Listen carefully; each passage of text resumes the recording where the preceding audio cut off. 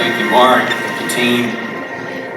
What an opportunity this morning through worship, through music, to be encouraged and focus our sights on God who provides. Jehovah Jireh, my God, provides. Well, this morning I'm beginning a series on work. 3 sermons. So stick with me through these 3 weeks. Because I know what the commonality and the common thought is when we talk about work.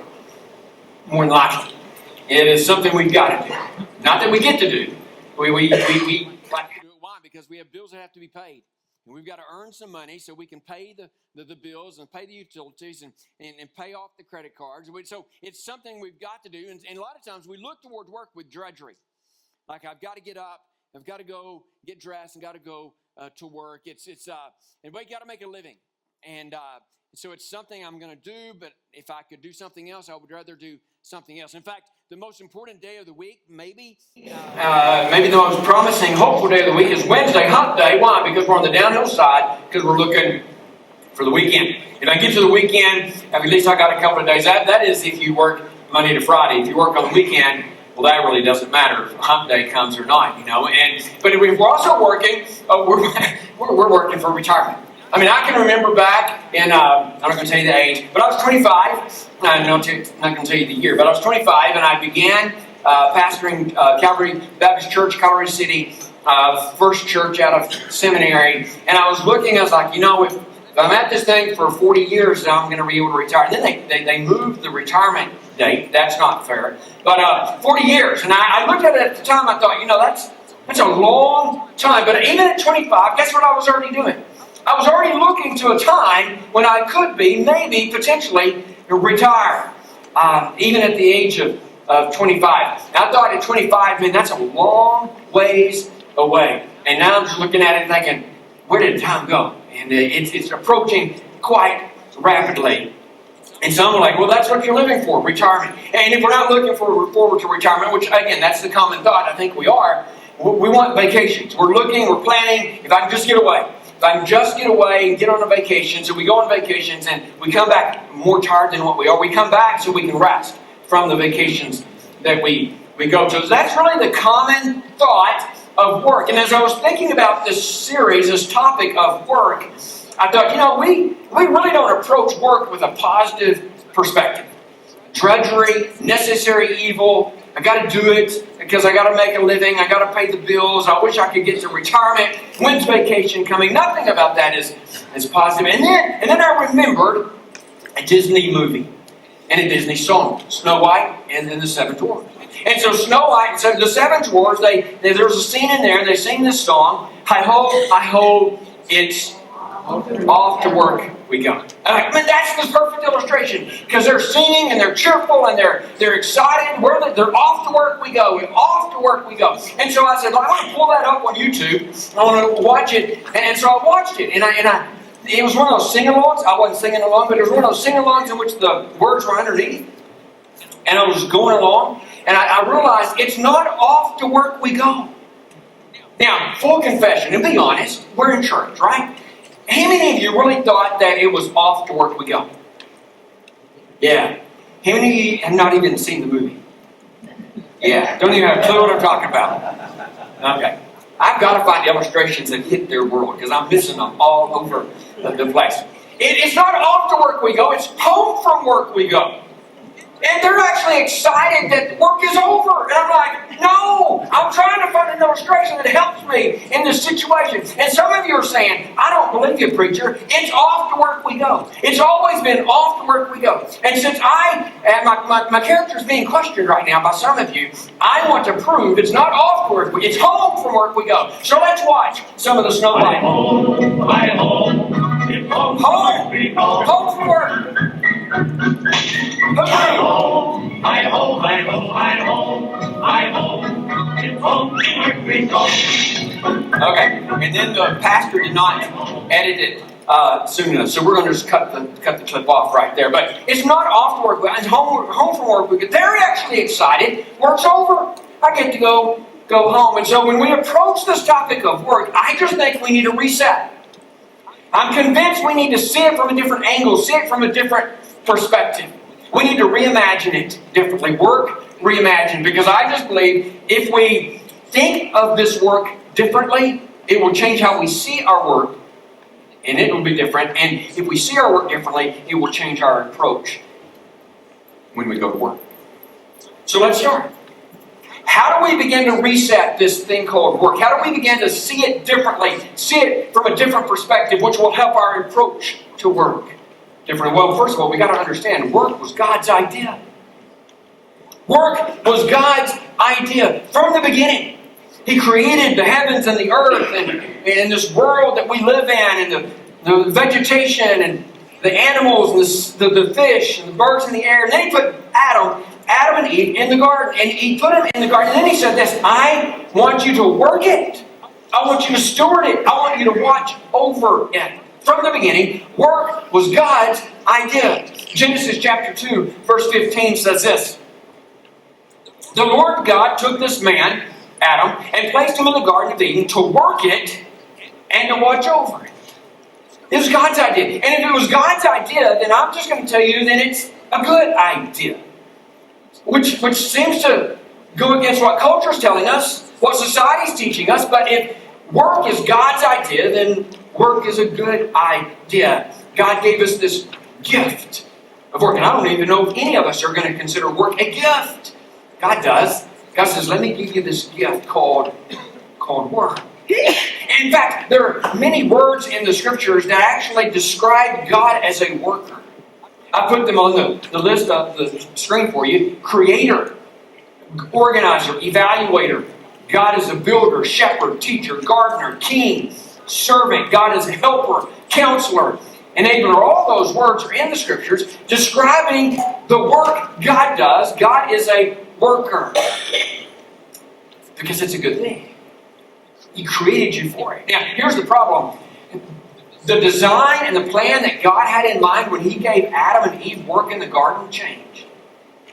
When Adam and Eve rebelled against God, there was a consequence because of that, and the consequence was this. Work got harder.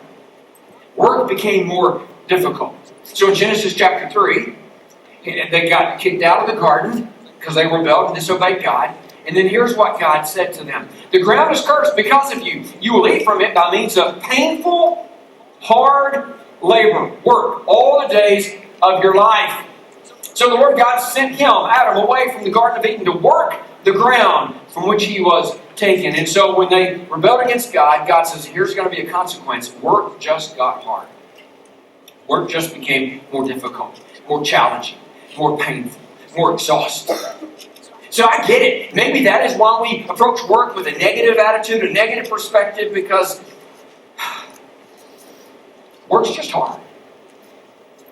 But it doesn't take it away from the fact that God said, I'm giving it to you as a gift, and it's a good thing. I think we need to reset. And if we need to reset, we need to start here. God gave us work. And yes, it's harder than what He first designed it to be, but it's still a gift from Him. And He says it's good. We use the word vocation. Vocation. The word means calling. It comes from the Latin word vocare, to call.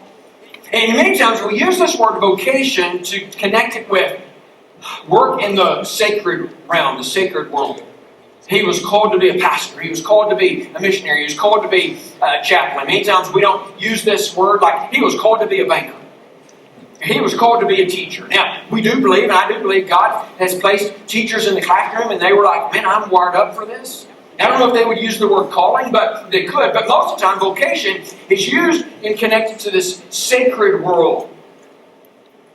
But what if it's not? Because this idea of vocation doesn't just mean to call. It also means to be summoned. To be invited. And so vocation is God is inviting you to work. God is summoning you. I created it for you. I gave it to you. I'm calling you to it. I'm summoning you to it. And it's not a sacred or secular. In fact, I think we just need to kind of erase those categories. Because when God calls you to work, He's called you to be His representative wherever you are. And if that's in the classroom, if that's in the bank, if that's in the business world, if that's on the farm, it's not any more secular or sacred than in the church. Or as a chaplain. Just imagine God is inviting you to the work He's given to you as a gift. And so if God summons you, and if God invites you, and you say yes, you accept the invitation, you accept the summons, not because you got to, you get to, and you begin to approach work that way, then you are seeing work as more of an offering God has given to you to give back to Him. And if you're looking at work as an offering, then it's actually now moving into the realm of worship. Work as worship. Not that you're worshiping work, and that happens. We're going to talk about that in week 3. But so you're not worshiping work, but you're using work as a pathway to worship your God. Now just imagine, look at where we've come. We started with work as a necessary evil. Work as something I've got to go do to make a living to pay the bills. Work as something I'm looking forward to the weekend so I don't have to work anymore. Work as hopefully one day I'm going to be able to get to retire. And if I get to retire early, even better. And while I'm working, boy, I'm looking forward to the vacations because retirement's way too far off, but the vacation might be close by. And that's where we started. And now we come to the place where work is God's idea and He gave it to us as a gift. And He's invited you to it. And so we now approach it as a gift God has given to you and me, and as an offering to God, and now actually we are worshiping in and through our work the God who created us. That's a bit of a travel we've just taken. That's where God, I believe, invites us to live as we approach work. Now, some of you in here are retired. And you're like, well, preacher, I can coast these next 3 weeks because I'm out of work. I'm in the retirement season. Do I believe God has never called us to retire? Now, I'm not saying that retiring from actual place where you go to work and you get a paycheck, that there's retirement from that. But the next season of life, in the retirement season, in the retirement category, God's going to like, oh, let me show you the work I've got for you now. And you don't get to be paid for this, but you get to bless others. You get to serve others. And you have more time on your hands now. Come and be a part of what I'm doing in you and through you. And let's just put that in the work category because God never calls us to nothing. You've been summoned to it. You've been invited to it. And so my question is, why don't we accept the invitation and approach it as a God-given gift? An avenue for worship. Now, I want to look at a passage in Colossians, but Ephesians and Colossians, Paul wrote these letters to the church at Ephesus and the church at Colossae, and they're real similar letters, and there's a section in both of these letters, and it says, I just want to tell you that if you're living life for Christ, it's going to affect your marriage. And so he talks about husbands and wives. And then he says, by the way, it's going to affect your home life, and he's talking to them about parents and kids and fathers and mothers.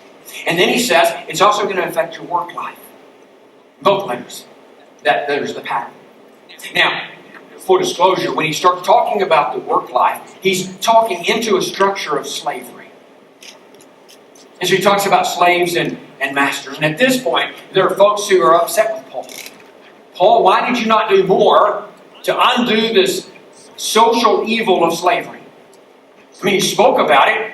Why didn't you undo it? Why didn't you get it abolished? And so there are some people who are saying, Paul, you should have done more because this social evil of slavery was present and you didn't try to get rid of it. And I would say that Paul, I believe, realized he wasn't in a position to get it abolished. And he knew his time was short. I believe Paul used every second, waking moment of his life to say, I need to get the gospel to the people. But what he did do is he spoke into the structure. He spoke into this slave structure and he started talking to the slaves, which we'll look at in a minute. But then he started talking to the slave masters. And he's saying, by the way, the way you live life should impact the way you treat people. With justice, with fairness. And as you live your life for Christ, it should impact the way you slaves, how you work in that system. Now what's interesting is hundreds and hundreds and hundreds of years later, it was Christians who led the charge to get slavery abolished. It was Christians who said, slavery's wrong. And we need to stop this social structure in our society. And so they led the way. Now, I'm just one who believes that some of Paul's words influenced and motivated these Christians years and hundreds of years later to move in the direction to get slavery abolished. But we're going to speak into the structure, and Paul speaks into it in Colossians chapter 3, and he's talking about work. So here's what it says in verse 23. Whatever you do, do it from the heart, with all your heart, as something done for the Lord, not for people. You serve the Lord Christ. Whatever you do, work at it from the heart. He's talking to, again, slaves in this situation. As something done for the Lord, not for people. You serve the Lord Christ. Whatever you do. You know what I see here? I don't see any secular structure or sacred structure. I think it's been eliminated. You know why? Because all work matters. All work matters, and whatever you do it as to the Lord. You do it as an offering to the Lord. You serve the Lord in all that you do. Now, there's a few things in this passage that I believe will give us some handles, anchors, as we go to work tomorrow. As we do our work, as God has led us to do. First of all, I believe we can find in this passage that attitude is important. Attitude is important. Now, it's implied in Colossians.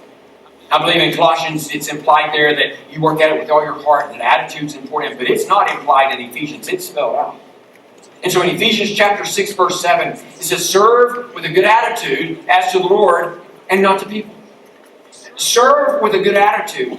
Again, same structure, same situation. He's talking to slaves, he's talking to workers. You serve with a good attitude. Attitude is important. Our attitude impacts the way we approach things, how we do things. And by the way, people just like hanging around people who have good attitudes. A survey here. How many just love hanging around people who have a negative attitude all the time? Anybody? If you do, you're just kind of sick in the head. No one does. No one wants to just hang around negative people all the time. Why? Because it's just not fun. Attitude's important. How you approach work, how your attitude is when you approach work is so crucial in doing your work. Here's the deal. You choose your own attitude. You choose it. You're like, well, preacher, you just don't know the people I work with. No, I don't. But I know it doesn't impact the attitude. You choose how that attitude you're going to have. Oh, preacher, you just don't know the problems I'm facing. No, I don't. But I know that you choose your attitude. And you can choose to have a good attitude. And is it a challenge sometimes? Yes. But let's not shove the responsibility to someone else. Well, it's because of John I don't have a good attitude. No, it's because of you don't have a good attitude. You choose your own attitude. John Maxwell, former pastor, now leadership guru, has written many books on attitude, winning attitude, the difference maker. And in it, he describes some benefits of attitudes, good attitudes. And so he says this, our attitude determines our approach to life. So true. By the way, that impacts our work. Just replace life with work. Our attitude determines our approach to work. If you have a sour attitude, it's going to impact how you even approach the work, how you even approach work tomorrow. Your attitude impacts how you approach it. Number one. Number two is your attitude determines your relationships with people. And unless you're working in a cubicle and you don't have to talk to anybody, you have to deal with people at work. And your attitude you bring to the situation, you bring to work will impact how you impact and relate with people around you. I've already said, no one likes a negative attitude. You know you don't like to hang around people with bad attitudes. What if you bring a bad attitude to work? How's that going to impact the people you work with? They just don't want to hang around you. Our attitude makes a difference in how we face challenges. And there's always challenges in the workplace. There's always problems to solve in the workplace. And what the attitude we bring to it impacts how we approach approach it, how we handle it. Your attitude's a difference maker. You choose it. And there's an upside to having a good attitude, having a positive attitude. John Maxwell then describes 5 obstacles that challenge our attitudes, that tend to make us go from good attitudes to bad attitudes. Number 1 is discouragement. Discouragement. That when we are in a culture of discouragement, it's hard to be encouraging. If you're in a culture where there's toxicity and it's just negative and everybody's down, it's hard to have a good attitude. Not an excuse to not have a good attitude. Why? Because you choose your own attitude. It's just a challenge. It's more of a challenge. Number 1. Number 2 is change. Change. When we are facing change, it's hard to have a good attitude because none of us really like change. We say we do. If it's your idea, you like it. But everyone else is like, I don't know if I'm not for that. I actually shared the last service. The only ones who like change are the nursery babies in the nursery. But the rest of us are like, I just don't know if I want to have a good attitude. I don't know if I want this change. It impacts our attitude when we face change. Number 3 is problems. Problems can turn our attitude sour and south. Fear. When fear enters the equation, it has the ability to move us from good attitudes to bad attitudes, positive to negative, and then failure. Who likes to fail? So when you fail or you see the trend going in that direction, it has the opportunity to impact your attitude. Attitude's important. Paul says in Ephesians chapter 6, serve the Lord with a good attitude. Bring it to work with you. Number 2, though, is give your best. Give your best. In Colossians 3:23, it says, whatever you do, do it for God. The verse before it, in verse 22, Paul says, with a wholehearted heart. With everything you've got. Don't leave even anything on the sidelines. You give it. You bring it. In Malachi chapter 1, the people of God were bringing sick animals to the altar to sacrifice.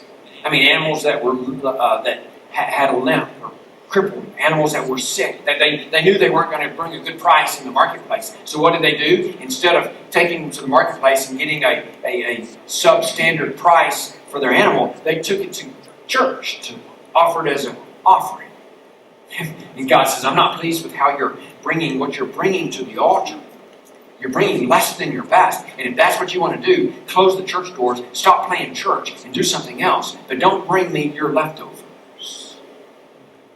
And if work is worship, work is a pathway of offering our offering to God, what are you bringing to work as an offering to God? Bring your best. Give your best. I was about 10 years old, I think. I don't know. I was young. And maybe my first job that I had, a farmer in the church asked me and some guys to come out and sit on a spray rig all day. And as the tractor would go down the rows, and I would be spraying weeds. Fun job. Fun job. I don't know. I'm thinking some child labor laws were broken. It's past time. I don't think I can go claim any of that. But I remember going and I was sitting on the rig and I was spraying weeds. And my dad asked the farmer in church one day after I'd worked for a few days. He said, "So how's Sam doing?" And the farmer said, "Well, I just don't know if he's doing his best. I don't know if he's doing really a good job." Well, you know what Dad did? Dad had a talk with Sam. And he said, "Sam, here's what the farmer said, and that's really not what we should be doing." You know, I don't really remember a whole lot of details about that job when I was 10 years old, but I remember the conversation with Dad. And I remember the farmer who was employing me saying, "He's not bringing his best." And it changed the way I began to even look at everything I did. Every job going forward, I was like, I need to bring my best. And while I was in school, guess what? School was the job. And so I approached my studies as, am I giving my studies the best? Am I giving the subject matter the best? If I'm in athletics, am I giving the coach the best? Give your best. It's an offering to God. Whatever you do it all for the glory of God with a whole heart. Attitude's important. Give your best. Number 3 is work with integrity. Work with integrity. Now this is implied, this is inferred definitely through all of this, these passages to serve as to the Lord, and to work with your whole heart. God's a God of integrity. And that's true through and through in the Scriptures. He's a God of character. He's a God of principles. He's a God of trustworthiness. He's a God of values. And if we're going to represent Him as we go to our workplaces, then we also need to be a people of integrity. We need to work with integrity in all that we do. And I just think in our society it tells us it's okay to cut corners. It's okay to lie here and there. In fact, it's just part of the job. You have to do it. I think sometimes it's tougher and more difficult as a Christian to live in the workplace with integrity because everyone else is not. How do you make the sale? How do you close the deal? How do you do your work with integrity? Now, there are definitely ends of the spectrum. Because I can tell you, when I was in Seymour, the secretary we discovered was embezzling money, had been for 21 years. Well, clearly, she was not working with integrity. Also, I knew of an accountant and did tax returns and was handing one of the tax returns back to a rancher, I think, or maybe a farmer. But he said, so here's your tax returns and here's the return you're going to get. But if you're audited, remember you lost a couple of horses this year. Where's integrity there? I made a comment about taxes in the IRS years ago, and someone came up to me after the service and said, don't ever use taxes as an example because everybody cheats on taxes. That was an accountant that said that to me. How's your integrity when it comes to work? Trustworthy? You dependable? You have a good work ethic? You work hard? As a Christian, we should set the example. We should set the pace at the workplace. I'm going to live life with integrity. I'm going to do life with integrity. John Maxwell, after the Enron debacle, was approached by his publisher and said, could you write a book on business ethics? And John says, no, because I don't believe in business ethics, which kind of shocked the publisher. You don't believe in business ethics? No. I just believe in ethics. And if you have ethics, they'll work in the business world. But if you don't have ethics, don't expect them to show up when you go to work. Integrity. Character. Work with integrity. And the last one is do your work to honor God. Do your work to honor God. And basically everything I've said up to this point can be added under this category. Bring a good attitude. It honors God. Do your best. Work hard. Have a good work ethic. It honors God. Show up with integrity. Character. It honors God. Paul says to the slaves, you work in a way to honor God, not people. You work in a way to honor your heavenly master, not your earthly master. Work in a way that honors God and how you live, how you work, what you do, how you proceed, how you approach this thing we call work. I tell you what society's going to tell you. I tell you what culture's going to tell you. That you need to approach work with a negative attitude.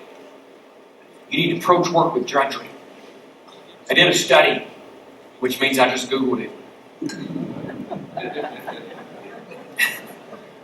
But the question I asked Google, how many hours on average will a person spend at work? Here's the answer Google gave me. 90,000. 90,000 hours in a person's lifetime, on average, is how much time people spend at work. That's way too many hours to approach it with drudgery. It's way too many hours to approach it with I have to, got to mentality. When God says, it's a gift, and it might be a hard gift right now, but it's a gift. So bring it. Bring your best. Bring your integrity. Bring a great attitude. And you work at it. You work at it with all of your heart. Father, we thank you that you have designed us for work. You've created us for it. You've gifted us it. We get to go to work and live life in a way that honors you and represents you well.